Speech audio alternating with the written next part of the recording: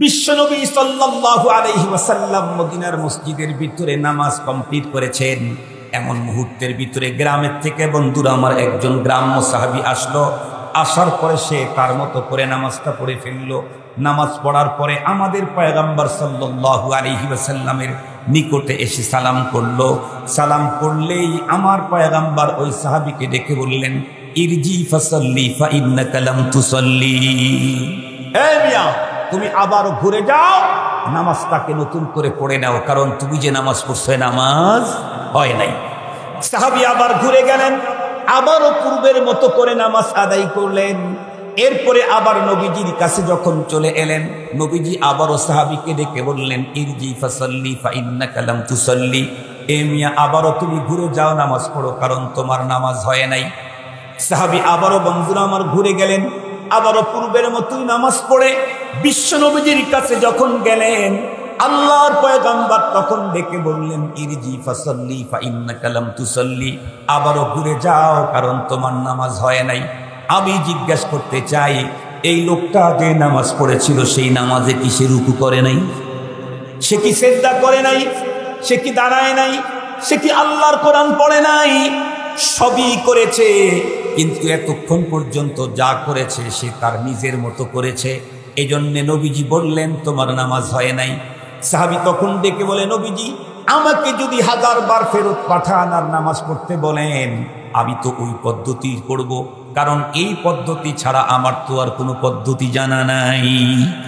বিশ্ব নবীজি তখন তাকে নামাজ পড়লেন, তার সামনে নামাজ পড়লেন, পড়ায় দেখায় দিলেন। এরপরে পয়গম্বর ডেকে বললেন, সল্লু কামা রাআইতুমুনি উসাল্লি। তুমি বই দেখে দেখে নামাজ পড়বা, আমল হবে না, বরং আমলের প্রশিক্ষণটাও নিতে হবে উলামায়ে কেরামের নিকট থেকে। কথা বলেন, কথা বলেন। আমরা তো চ্যালেঞ্জ করে বলতে পারি, এখানে হাজার হাজার শ্রোতা এসেছেন, অনেক মুরব্বী এমন আছেন যেই মুরব্বী 70 বছর হয় এ পর্যন্ত নামাজ নষ্ট হয় না। শেষ রাত্রে সবার আগে মহল্লার ভিতরে আপনি ঘুম থেকে ওঠেন, আপনি প্রথমে মহল্লার লোক দেখতে আসসালাতু খায়রুম মিনান নাওমের ধ্বনি দিতে দিতে মসজিদের দিকে যান।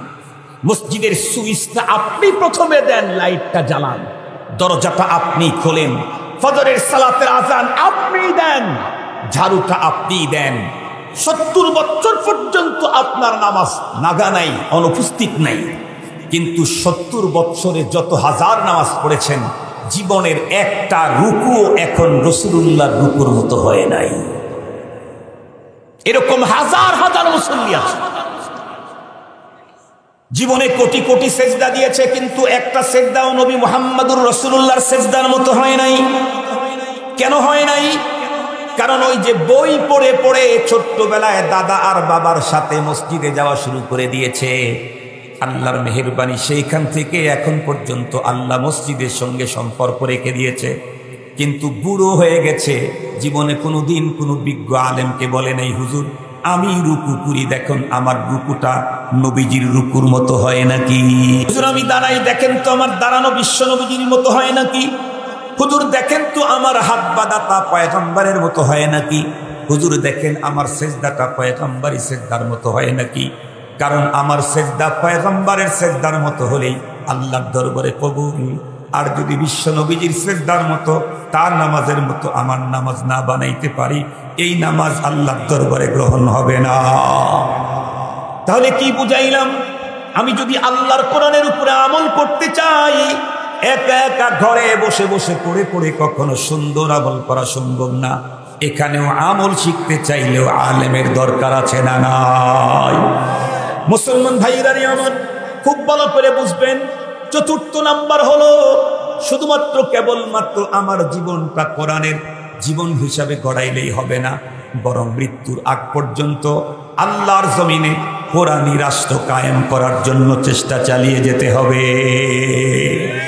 বলুন তো দেখি, এ পর্যন্ত আমরা এখানে যারা আছি রাজনীতি করি, কিন্তু আল্লাহর কোরআনে হুকুমত কায়েমের রাজনীতি কয়জন করি?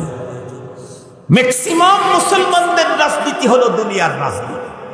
অথচ মুসলমান যদি রাজনীতি করে, রাজনীতি করা ফরজ না, যদি করে তাহলে তাকে ইসলামী রাজনীতি করতে হবে।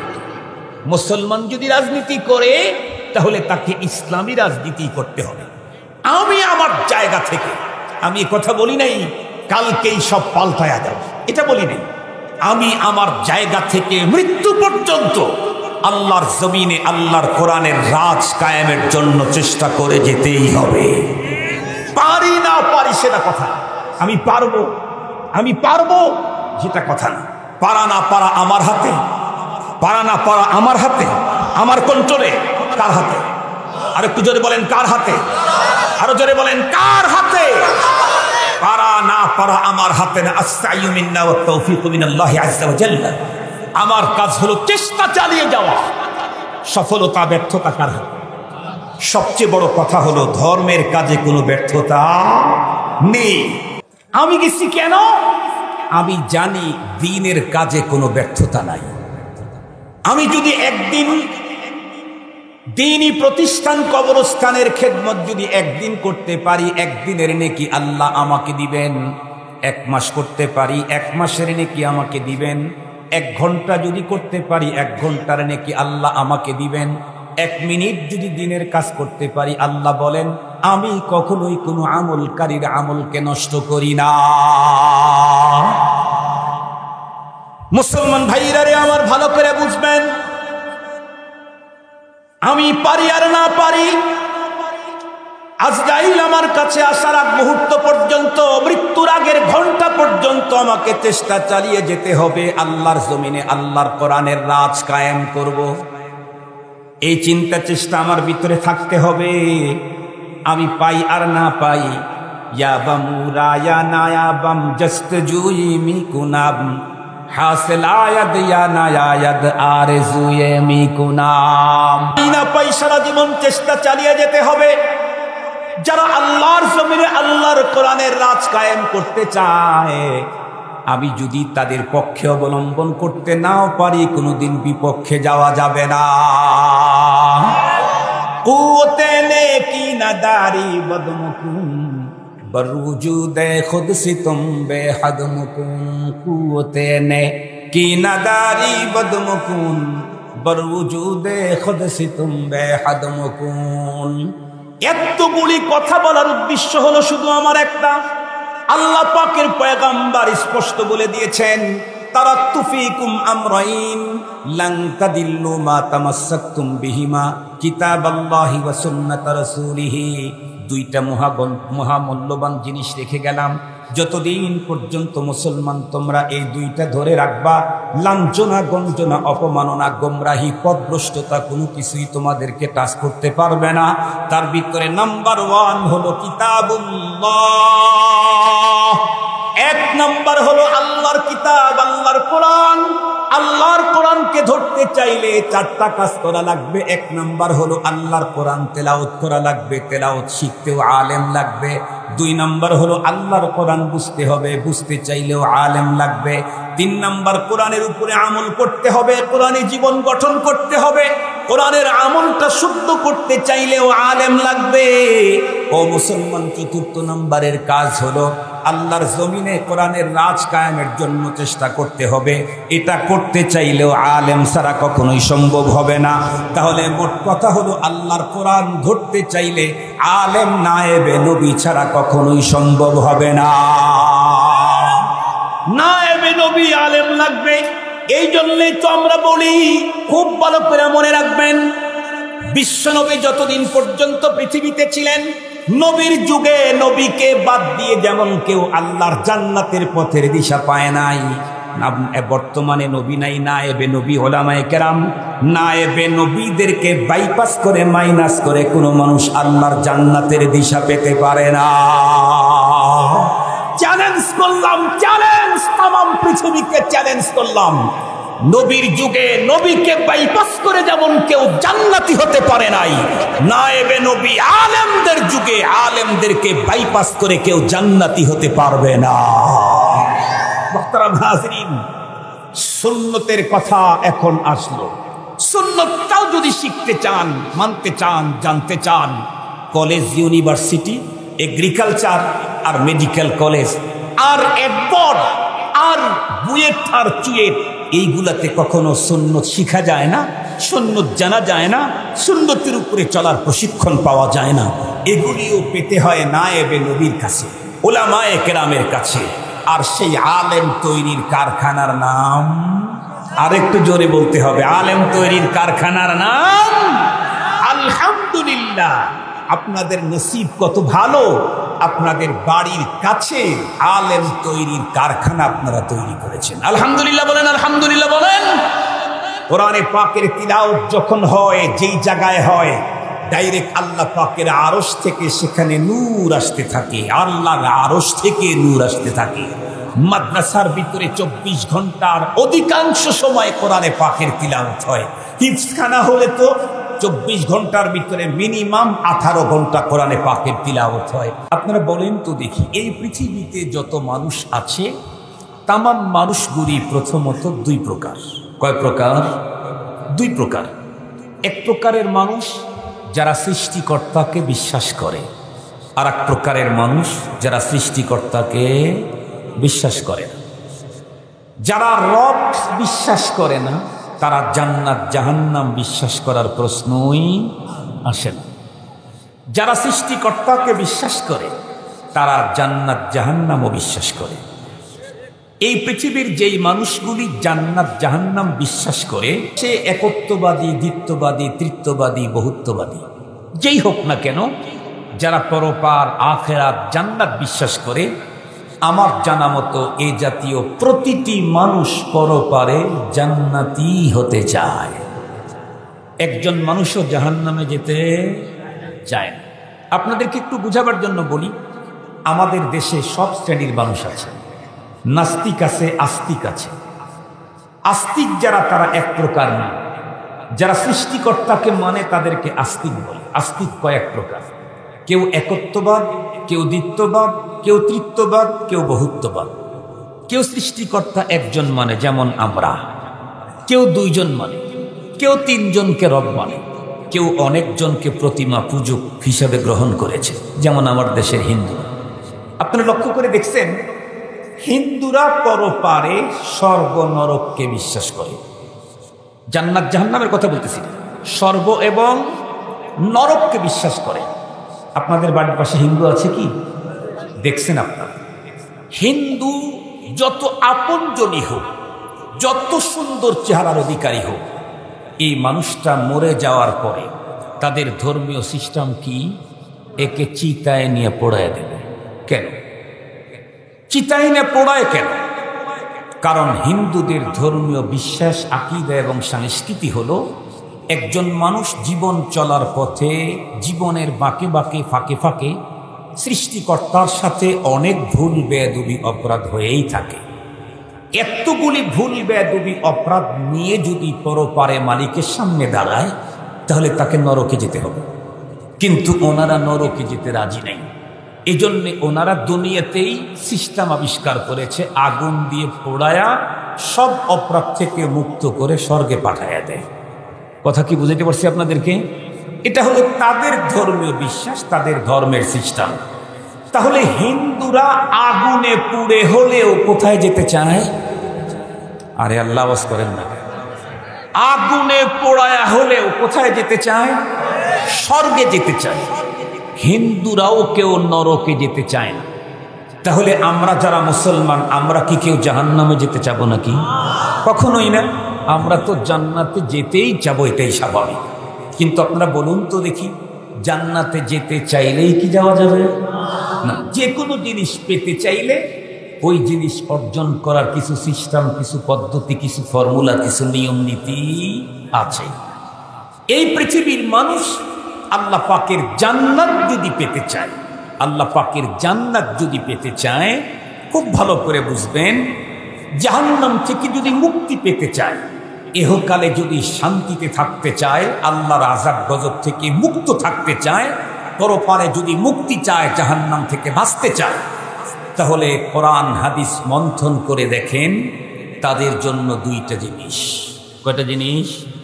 মাত্র দুইটা জিনিস কেউ অর্জন করলেই দুনিয়াতে শান্তি, পরপারে মুক্তি হয়ে যাবে।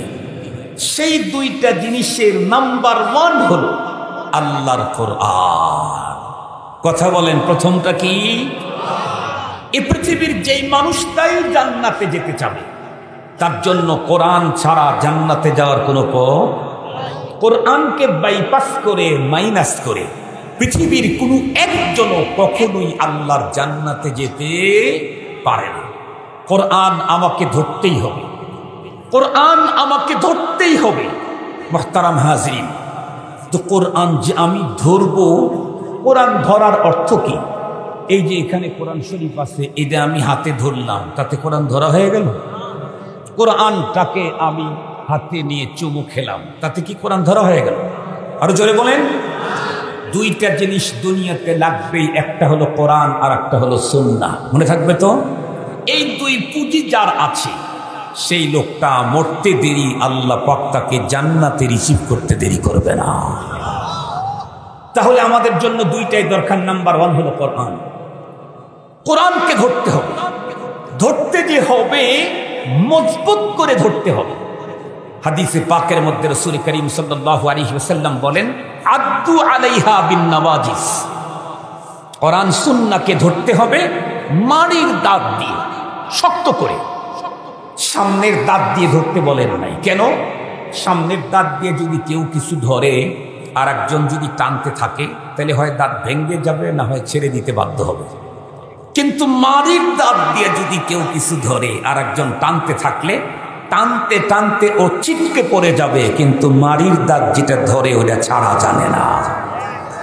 তো আল্লাহ পাক বললেন, আল্লাহ পাকের রাসূল বললেন, কোরআন ধরতে হবে মাড়ির দাঁত দিয়ে শক্ত করে। কেন বললেন? কারণ এই পৃথিবীর যেই মানুষটাই কোরআন ধরতে চাবে তাকে আল্লাহর কোরআন থেকে দূরে সরাবার জন্য হাজার ষড়যন্ত্র তৈরি হবে। তুফান আসবে, সাইক্লোন আসবে, ঘূর্ণিঝড় আসবে কোরআন থেকে আমাকে বিচ্ছিন্ন করবার জন্য।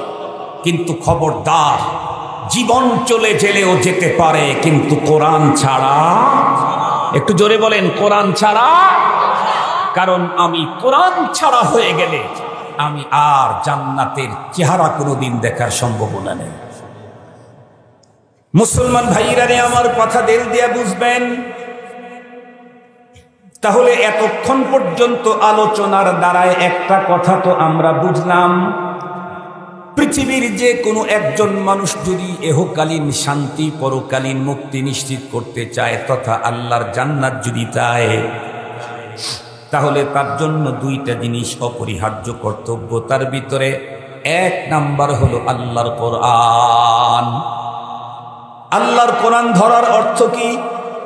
আল্লাহর কোরআন ধরার অর্থ কি? এই বর্তমান পৃথিবীর সবচাইতে লেটেস্ট উন্নত ছাপানো কোরআনের একটা কপি, যার দাম 10 লক্ষ টাকা, আমি খরিদ করে নিয়ে আসলাম, ঘরের ভিতরে ঢুকায় রাখলাম, শোকেসের ভিতরে সংরক্ষণ করলাম, সকাল বিকাল একটু তেলাওয়াত করলাম, বুকের সঙ্গে জড়াইলাম, আর আমি চুমু খেলাম, কপালের সঙ্গে ডালাইলাম।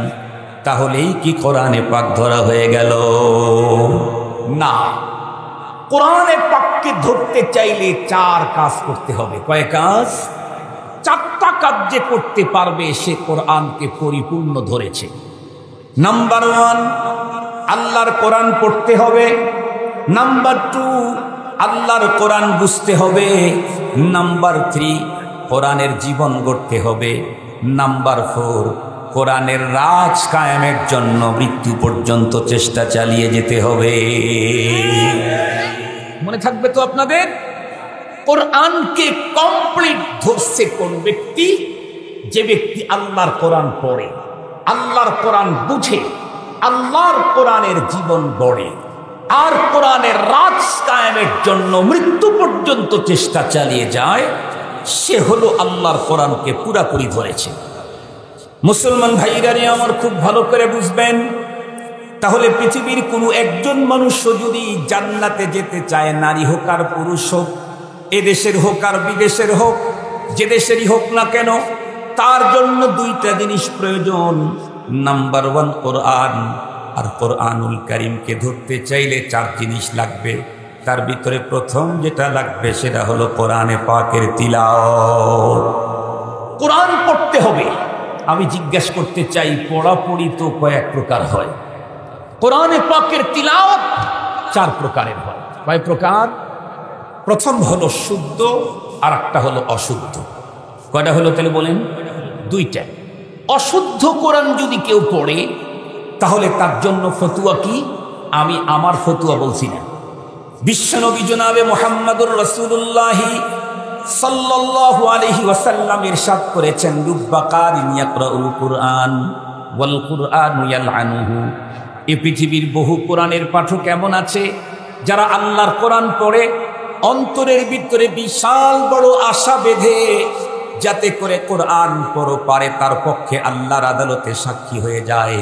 কিন্তু নবীজি বলেন, সে কোরআনুল কারীমকে সিরিয়াস ভুল পড়ার কারণে কোরআন পড়ো পারে তার পক্ষে সাক্ষী দিবে তো দূরের কথা, কোরআন পাঠ করার সঙ্গে সঙ্গে কোরআন সাথে সাথে পাঠকের উপরে অভিশাপ করতে থাকে। কোরআন পড়লেই নাকি হয় না, কোরআন পড়লেই নাকি হয় না। আল্লাহ পাকের কোরআনে আল্লাহ সিস্টেম দিয়েছেন। আল্লাহ বলেন, ওয়ারাত্তিলিল কুরআনা তারতিলা।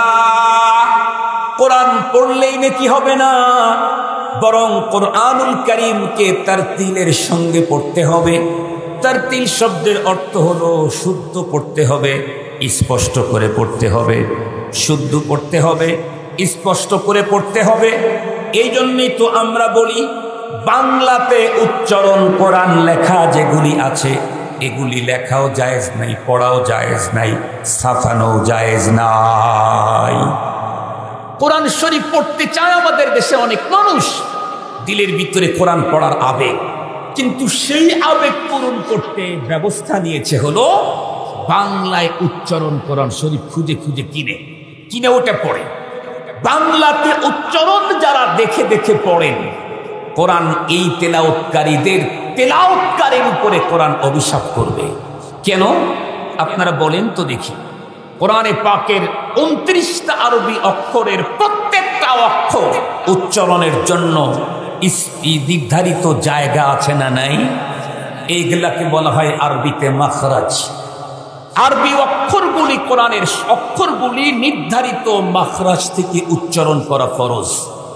ওযুর কোনো একটা ফরজ বাদ গেলে যেমন ওই ওযু হয় না, নামাজের কোনো একটা ফরজ বাদ গেলে যেমন ওই নামাজ হয় না, কোরআন তেলাওয়াতের ফরজ মাখরাজ থেকে অক্ষর উচ্চারণ করা। মাখরাজ থেকে অক্ষর উচ্চারণ না করলে কোরআনে পাকের তেলাওয়াত হয় না, বরং উল্টা কোরআন অভিশাপ করতে থাকবে তেলাওয়াতকারী।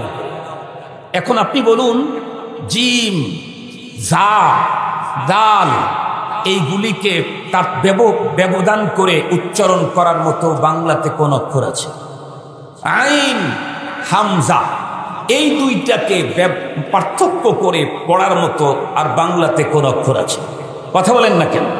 সদ, সিন, এই দুইটাকে পার্থক্য করে পড়ার মতো বাংলাতে কোন অক্ষর আছে? কথা বলেন না কেন ভাই? কফ, কাফ, এই দুইটাকে তারতম্য করে উচ্চারণ করার মতো কোরআনে বাংলাতে কোন অক্ষর আছে? নেই। তার মানে বাংলা উচ্চারণ কোরআন পড়ার অর্থই হলো নিশ্চিত ভুল পড়া, আর নিশ্চিত ভুল পড়ার চাইতে না পড়া ভালো। আমাদের দেশে একটা কথা আছে না, কি? না না, নাই মামার চাইতে কানা মামা ভালো না, গুতাই না গরুর চাইতে খালি গোয়াল ভালো। এই জাতীয় একটা কথা আছে না নাই? গুতানি গরুর চাইতে খালি গোয়াল ভালো। এখানে নাই মামার চাইতে কানা মামা ভালো না। আপনি যদি পড়েন কমপক্ষে শুদ্ধ পড়তে হবে। পড়াপড়ি হয় 3 প্রকার 4 প্রকার। একটা হলো অশুদ্ধ, আর একটা শুদ্ধ, আর একটা বিশুদ্ধ, আর একটা কিছু শুদ্ধ কিছু বিশুদ্ধ। বিশ্বনবীর হাদিসের মধ্যে পয়গম্বর বলেন, কোনো একজন মুসলমান যদি আল্লাহর কোরআন শুদ্ধ পড়ে তাহলে তার প্রতিটা অক্ষরে কমপক্ষে 10টি করে নেকি আল্লাহ পাক দান করে দেয়। প্রতি অক্ষর বুঝে পড়ুক আর নাই বুঝে পড়ুক, কিন্তু শুদ্ধ পড়েছে তাহলে 10। কোন মুসলমান যদি কোরআনের প্রতিটা অক্ষর বিশুদ্ধ তেলাওয়াত করে, বিশ্বনবীর হাদিসের ভিতরে পয়গম্বর বলেন, তাহলে তার প্রত্যেকটা অক্ষরে 70টি করে নেকি আল্লাহ দান করে দেয়। 70টা নেকি প্রতি অক্ষরে। আর কোন মুসলমান যদি কোরআন তেলাওয়াত করতে কিছু শব্দ বিশুদ্ধ উচ্চারণ করলো আর কিছু শব্দ শুদ্ধ উচ্চারণ করলো, আল্লাহর পয়গম্বর বলেন এই জাতীয় তেলাওয়াতকারীকে প্রতিটা অক্ষরে 40টা করে নেকি দান করা হয়। 40 নেকি দান করা হয়, কিছু শুদ্ধ কিছু বিশুদ্ধ, টোটাল বিশুদ্ধ প্রতি অক্ষরে 70 নেকি। শুদ্ধ শুধু পড়েছে তাহলে 10 নেকি, অশুদ্ধ পড়েছে তো কোরআন পাল্টা তেলাওয়াতকারীর উপরে অভিশাপ করতে থাকে। আমি আপনাদেরকে জিজ্ঞেস করতে চাই, এই পৃথিবীতে আল্লাহর কোরআন ধরতে সর্বপ্রথম যেই কাজটা দরকার সেটা হলো তিলাওয়াত। এই তিলাওয়াতটা কোনো মানুষ নিজে ঘরে একা একা বসে বসে শুদ্ধ করতে পারবে কি? কশ্চিনকালেও সম্ভব কি? আর একটু জোরে বলেন। বরং শুদ্ধ করতে চাইলে কোথায় যেতে হবে? কথা বলেন। মাদ্রাসায় যেতে হবে, হাফেজের কাছে যেতে হবে, আলেমের কাছে যেতে হবে, কারির কাছে যেতে হবে। কোন দেশের কারির কাছে যাবেন? বর্তমান পৃথিবীতে তাম দুনিয়ার ভিতরে কোরআনে পাকের শুদ্ধ তেলাওয়াত এবং ইন্টারন্যাশনাল হিফজুল কোরআন প্রতিযোগিতায় বাংলাদেশ 12 বছর আগের থেকে নাম্বার 1, নাম্বার 2 আর নাম্বার 3 হয়ে আসতেছে। এই তো কিছুদিন আগেই বাংলার 2 সন্তান পৃথিবীর মানচিত্রে বাংলার লাল সবুজের পতাকাকে উড্ডীন করেছে, উঁচু করেছে। খেলতে গিয়া না, নাচ দেখাইতে গিয়া না, গান গেয়ে না, আল্লাহর জমিনে আল্লাহর কোরআন তেলাওয়াত করে। কিছুদিন আগে তাকরিম বিশ্বের ভিতরে 111টা রাষ্ট্রের মধ্যে নাম্বার 1 হয়েছে, সরকার তাকে সংবর্ধনা দিয়েছে। এরপরে আমাদের সিরাজগঞ্জের সন্তান রাহাত, ও আবার 117টা রাষ্ট্রের ভিতরে নাম্বার 1 হয়েছে, নাম্বার 3 হয়েছে। সুবহানাল্লাহ বলবেন না যে?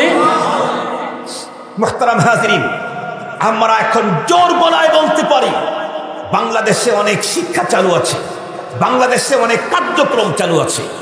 সরকারের কোটি কোটি টাকা ব্যয় হচ্ছে এই শিক্ষা এবং কার্যক্রমের পিছনে। যেমন ফুটবলের পিছনে সরকারের কোটি কোটি টাকা ব্যয়, ক্রিকেটের পিছনে সরকারের কোটি কোটি টাকা ব্যয়, নারী ফুটবলদের পিছনে সরকারের কোটি কোটি টাকা ব্যয়, আরো কত গেমস খেলার পিছনে কোটি কোটি টাকা ব্যয়, আরো কত রঙের তামাশার পিছনে কোটি কোটি টাকা ব্যয়। আজ পর্যন্ত রাষ্ট্রীয় কোটি কোটি টাকা ব্যয় করে বিশ্বের ভিতরে চ্যাম্পিয়নশিপ কেউ আনতে পারে নাই। পক্ষান্তরে কওমি মাদ্রাসা হেফজখানা অবহেলিত, তাম দুনিয়াতে চ্যাম্পিয়নশিপ তারাই নিয়ে আসে। মুহতারাম হাজিরিন, তাম দুনিয়াতে নাম্বার 1 হওয়ার মর্যাদা হাফেজে কোরআনের। কথা বলেন না কেন? নজমুস সাকিব, জাকারিয়া সহ আরো অনেকে তাম পৃথিবীর ভিতরে নাম্বার 1 হওয়ার মর্যাদা এই হাফিজি মাদ্রাসার ছাত্রদের। আলহামদুলিল্লাহ, শুনলে অবাক হবে। কিছুক্ষণ পরে আমি ধীরে ধীরে আপনাদের সামনে আজকের পৃথিবীর রিপোর্ট পেশ করবো ইনশাআল্লাহ। তাহলে কোরআনে পাকের তিলাওয়াত, সর্বপ্রথম কোরআন ধরতে যেই জিনিসটা লাগবে সেটা হলো এভাবে ধরা না আল্লাহর কোরআন তেলাওয়াত শেখা। এই কোরআন তেলাওয়াত শিখতে চাইলে পৃথিবীর কোথায় হবে? একটু জোরে বলেন না। কাদের কাছে? কথা বলেন। হাফেজ, আলেম, কারি। হাফেজ, আলেম, কারি। তাহলে আমি যেহেতু কোরআন ছাড়া জান্নাতি হতে পারবো না, আর কোরআন ধরতে চাইলে যেহেতু আলেম ছাড়া ধরা সম্ভব না, তাহলে কোনো মুসলমান জীবনেও কোনোদিন আলেমের বিপক্ষে যেতে পারে না। আলেমের বিপক্ষে যাওয়ার অর্থই হলো যেই ডালের উপরে দাঁড়িয়ে আছে সেই ডালটাই কেটে দেওয়া। কথা বুঝেন নাই? যেই ডাল ধরে দাঁড়িয়ে আছে, বসে আছে, সেই ডালটা কেটে দেওয়া। এটা যেমন বেকুফ, নাদান আর মূর্খের কাজ, তার চাইতে বড় নাদান হলো আল্লাহর কোরআন ছাড়া আমি জান্নাতে যেতে পারবো না, আর আল্লাহর কোরআন ধরতে আলেম ছাড়া সম্ভব না, সেই আলেমের বিরুদ্ধে অবস্থান করা সবচাইতে বড় নাদানি আর মূর্খতা। মুসলমান ভাইরা আমার কথা ভালো করে বুঝবেন। তাহলে আল্লাহর কোরআন ধরতে চাইলে নাম্বারে 1 তিলাওয়াত করতে হবে।